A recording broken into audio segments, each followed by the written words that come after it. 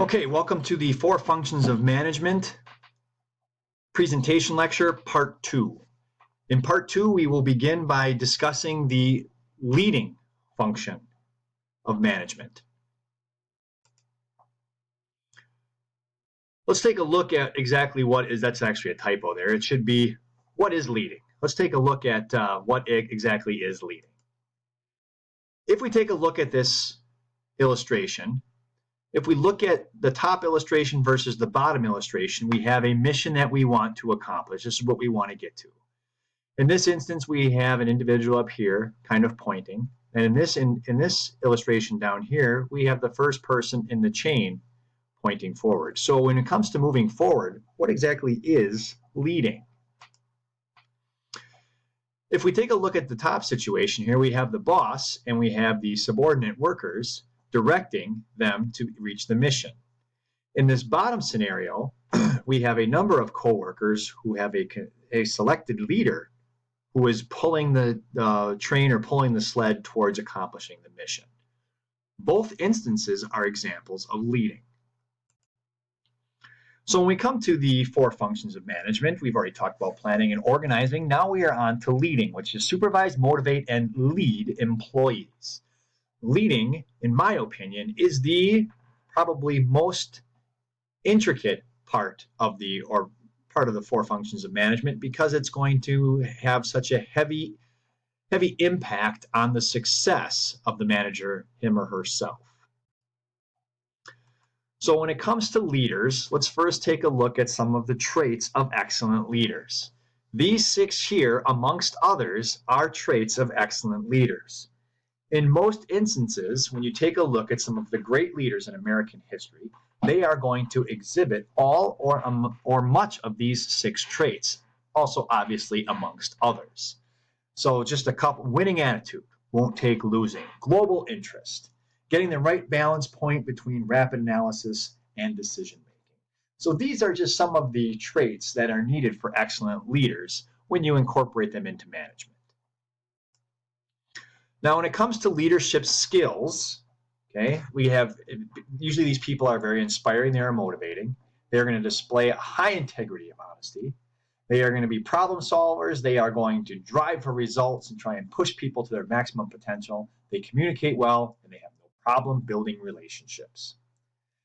They also will have very extenuating professional expertise, they will be able to show a strategic perspective, they have no problem in developing others' abilities, and they are very innovative. The source of this list comes from this link. Feel free to click on it and explore further. But leadership skills, and again, as mentioned before with the traits, leadership skills, these are just some of them. These are obviously not all. Now, other management skills, when it comes to what the manager should be able to do and do effectively, let's take a look at math and time management.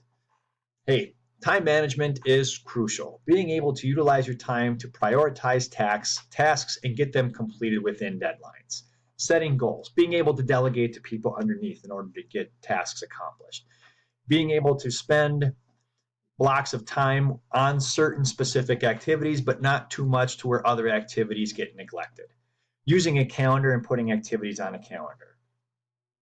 Planning important work during your best work time. Believe it or not, some of the worst productive time when it comes to people in the workplace is right after lunch. So if it's a very, very important meeting or a matter that needs immediate attention, do not schedule a meeting right after lunch, probably right away at the beginning of the workday. Group activities for most efficient use of time, and then also being able to eliminate interruptions. Sometimes there are obviously going to be things that are going to need immediate attention, but if those can be managed and eliminated, the potential for productivity obviously increases. Time management skills, and some of you may or may not be able or may or may not possess some of these now, or maybe as you get older you are developing them. But if you are a manager, let's say for example you're a manager of a print shop and you have the following to-do list, which is listed on the right, that box right there. So we have our to-do list, we have order paper and ink for next week's projects, evaluate next week's sales figures, attend the luncheon at the Chamber of Commerce, check email and voicemail, review resumes for afternoon interviews. If these are the things that you have to do and have to get completed, you need to use your time management skills to be able to rank the tasks in order that they need to be completed. So knowing what is most important and what can wait is crucial when it comes to managing your time. So let's reflect back on that illustration that we looked at earlier. Boss directing versus a coworker leader leading. Management versus leadership. Is there really a difference? And if there is, what is it? Traditional management, as we see here on the left-hand side, is going to focus on stability and avoiding risk. A manager is in this type of environment is going to be a peacemaker and try to avoid conflict. This person is going to emphasize on skills. It's going to have a win-lose power orientation, and it's going to have administrators. Or it's going to be someone who administers. So if we take a look at that, let's take traditional management and transition it over into leadership. How do things change in the leadership environment? The emphasis now is on growth and change and acceptable risk rather than avoiding it. A leader is going to be a peacemaker. A leader is going to be able to resolve conflict because conflict is inevitable when it comes to being able to grow. Not going to emphasize on skills, going to have an emphasis on attitudes because attitudes, positive attitudes, makes employees more productive. Versus, if you take a look at win versus lose power orientation, with a leadership type of a mindset, all can win through expansion. And then finally, a leader is going to innovate, which means motivate followers into being productive rather than just administering tasks that need to be completed. Okay, so let's move on and take a look at this a little bit further. When it comes to management versus leadership, traditional management here on the left and leadership on the right, in terms of focus, a manager is most likely going to be extrinsic, which means motivation is going to be the stick or the carrot out in front of the horse to try and get things accomplished. Versus a leader who is going to be intrinsic motivation, which is going to try and motivate people to go that extra mile. Today is the focus in getting what needs to be done in the short term, whereas a leader is able to look big picture and look beyond the grass, be able to see the forest within the tree or forest through the trees. This is the day after tomorrow and beyond. Managers are going to be more short-term tasks, whereas leaders are going to be more long-term process focused. A manager is considering you as someone who serves them, whereas a leader, I am your resource. I am going to make you what you can possibly be. A traditional manager is going to operate in a hierarchical scheme, whereas a leader is going to consider it more of a partnership. And in a traditional manager, it's going to be more along the lines of low involvement from your manager, whereas leadership, now we have empathy. So there is changes in the mindset of management versus leadership. And somebody who is going to be a very successful manager is going to be able to combine both of these and be able to utilize leadership qualities. So if we take it in terms of self, with a traditional manager, we have these people are going to externalize responsibilities, tendencies. They want to wait and see. A leader has no problem assuming responsibility to change. I am going to see this through. I am going to do what I have to do in order to have the people who follow me grow and get this completed. When it comes to traditional manager, that's them. Tendency to blame on others. Whereas a leader, the people below me or my followers cannot succeed unless I make sure and give them the tools to do so. So now it is me and them. Trust to innate desire to excel, learn. Also, a time manager is going to be a linear thinker. Intellect is going to dominate, whereas a leader, systems thinking, balance between intellect and passion. They have to have both. And then finally, position power emphasized, again, going back to that hierarchical structure, whereas competence is emphasized with a leader, trying to make everybody worthwhile, make them feel worthwhile, and allow them to be productive. Different leadership styles. Autocratic leadership. Leader has all the authority. Now, there's nothing wrong with some of these leadership styles. A lot of leaders have been successful utilizing them. Staff team members have little opportunity to make suggestions, very little input, very little feedback. Leader makes all the decision. Communication is one way, leader to follower. Now, how is that different from democratic leadership? Leader makes suggestions and wishes all of members. Members are contributors to the final decision, which means they have input. Whether or not it is taken or not is obviously another discussion, but they do have input. Participation is required to encourage commitment to the decision. Empowerment is key. Laissez-faire leadership, which means leave it be. Now, the leader attempts to have very little control or influence over group members. Leader leaves team members to work on their own.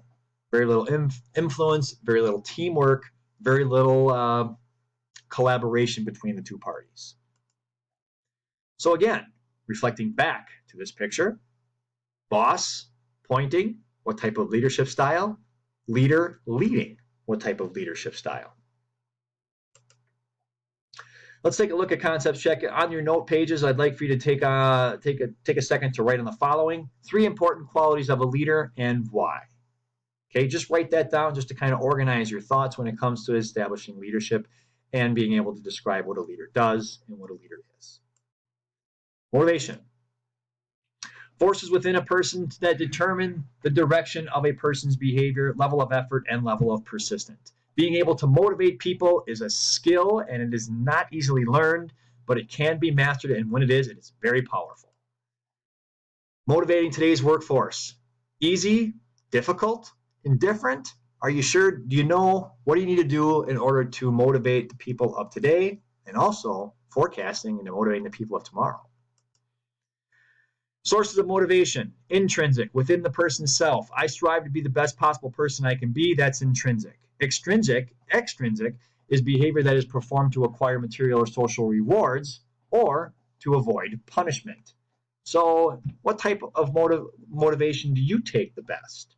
Or do you exhibit? Are you more of an intrinsic motivated person, or are you more of an extrinsic motivated person?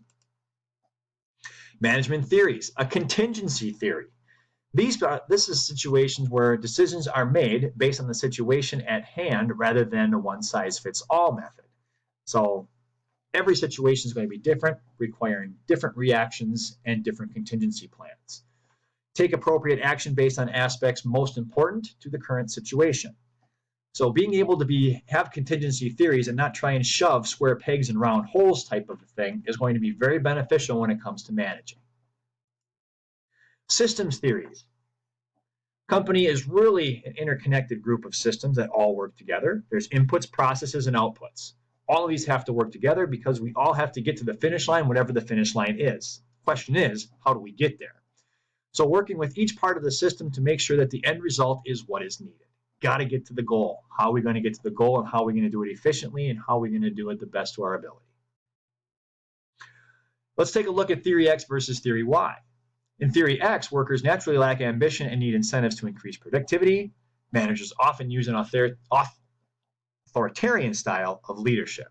Versus theory Y, which means workers are naturally driven and take responsibility. Managers often encourage participation from workers. Which type of environment would you like to work in? Which type of environment would you, or what type of manager would you be? Theory X manager, theory Y manager. Let's take another second here in concepts check to write something down in your notes. Explain each theory in no more than 2 sentences. So organize your thoughts as best you can, and then write it down in an organized phrase or an organized 2 sentences to explain your thoughts on each of those 2 theories. Now, is this madness? Let's take a look at this a little bit more. What strategy should a manager use while setting goals for his or her employees? Oh my God, how do we handle this? What do we do? What is the best possible route? How can goal setting be a motivational tool? What happens when goals are set too high or too low? What roles does self-esteem play in goal setting? And then being able to go back.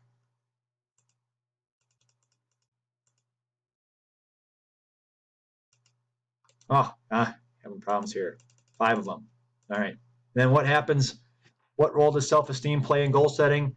And if you had to, brainstorm some ways managers can help boost the self-esteem of employees. These are some of the things that we're looking on and more as we move through the 4 functions of management. This concludes the leading section of 4 functions of management. We will be moving on to controlling. I will see you the next time that we meet in class.